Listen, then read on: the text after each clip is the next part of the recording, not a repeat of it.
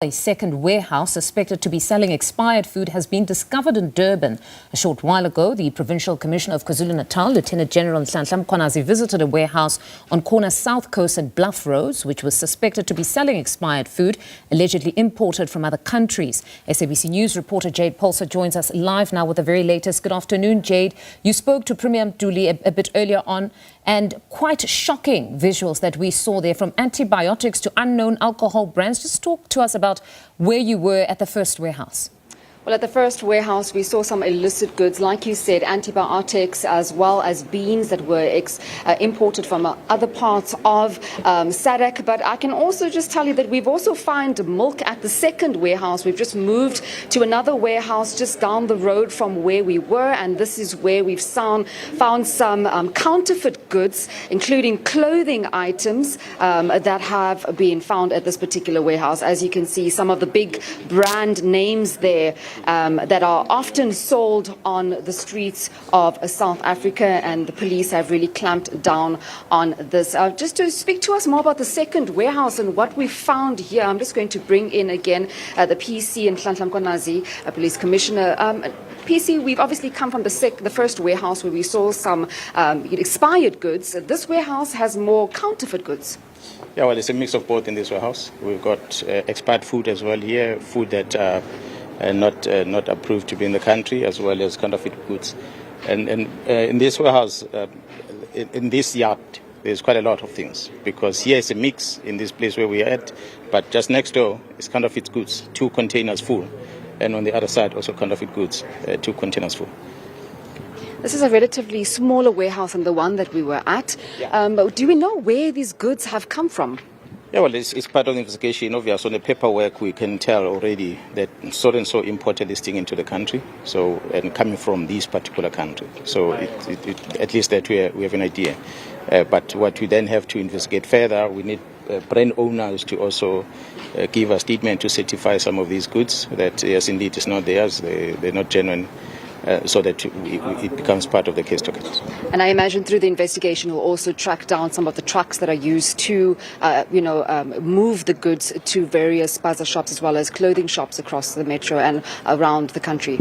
Yeah, of course. We need to know the person who brings it in, where do they send it to, who do they sell it to, and the eventual final destination.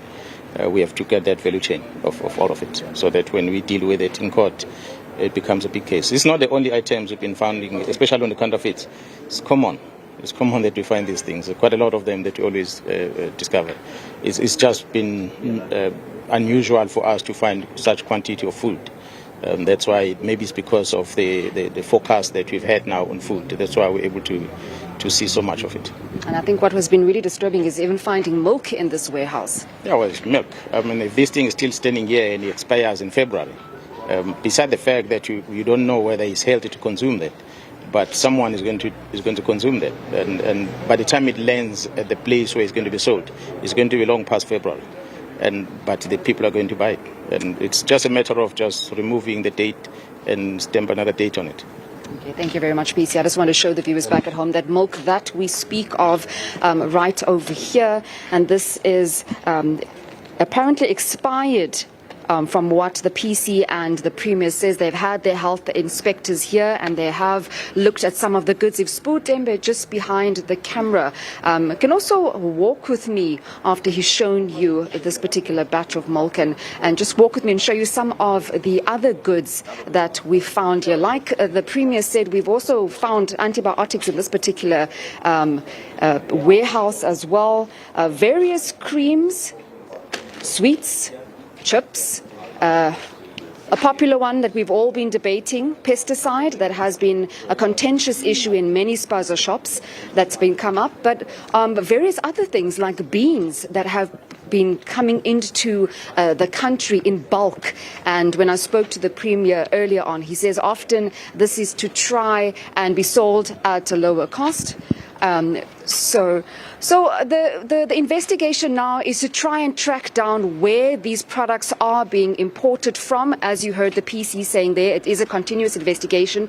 They are going to try and find out where exactly these goods are coming from and also where exactly it is going to. Like he said there, he's going to be investigating who exactly are the owners of these warehouses, what trucking companies are being utilized. So this is an ongoing investigation. I'm sure they will be furnishing us with those details once they have done a thorough investigation into these two warehouses in Bluff here in Durban that has been housing not only illicit goods but expired goods.